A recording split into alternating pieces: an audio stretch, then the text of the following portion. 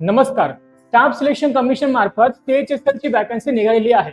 यामध्ये total 3712 vacancies राहणार आहेत.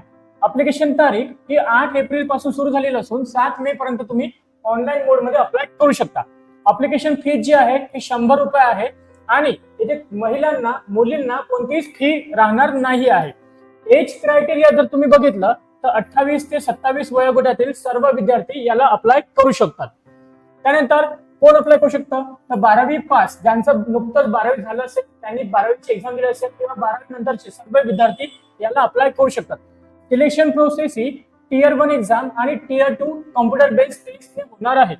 टियर 1 एक्झाम मध्ये 25 question quantitative aptitude, logical reasoning, English आणि जनरल अवेअरनेस विचारण्यात येतील. टियर 2 मध्ये यांनी 3 सेक्शन मध्ये डिवाइड केलेलं आहे. पहिल्या सेक्शन मध्ये क्वांटिटेटिव्ह ऍप्टिट्यूडचे 30 क्वेश्चन, लॉजिकल रिझनिंगचे 30